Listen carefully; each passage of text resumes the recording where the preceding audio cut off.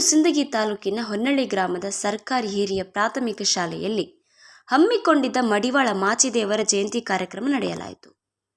ಸತ್ಯ, ನೇರ, ನಿಷ್ಠುರ ನಡೆನುಡಿಗಳಿಂದ ಸಮಾಜವನ್ನು ಜಾಗೃತಗೊಳಿಸಿದ ದಾರ್ಶನಿಕ, ವಚನ ಸಾಹಿತ್ಯ ರಕ್ಷಕ ಮಡಿವಾಳ ಮಾಚಿದೇವರು ಎಂದು ಶಿಕ್ಷಕ ಎಸ್ಐ ಯಳಸಂಗಿ ಮಾತನಾಡಿದರು. ಈ ಸಂದರ್ಭದಲ್ಲಿ ಮಡಿವಾಳ ಮಾಚಿದೇವರ ಭಾವಚಿತ್ರಕ್ಕೆ ಶಿಕ್ಷಕಿ ಕೆಎಸ್ ಸಜ್ಜನ್ ಪೂಜೆ ಸಲ್ಲಿಸಿದರು.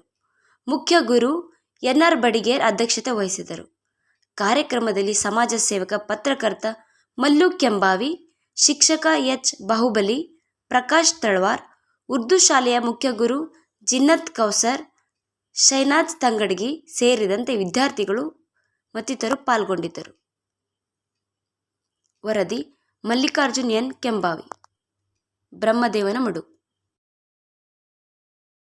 ಅವರು ಜೊತೆಯಲ್ಲಿದ್ದವರು ಅವರು ಪ್ರಾಣವನ್ನು ಹೊಗೆದ ಮೂಲಕ ಅವ್ರ ಪ್ರಾಣ ಹೊಗೆದು ತಗೊಂಡು ಅವರ ಸಮಾಜ ಒಳಗೆ ಇವರು ಜೀವಂತ ಆಯ್ಕೆ ಆದರು.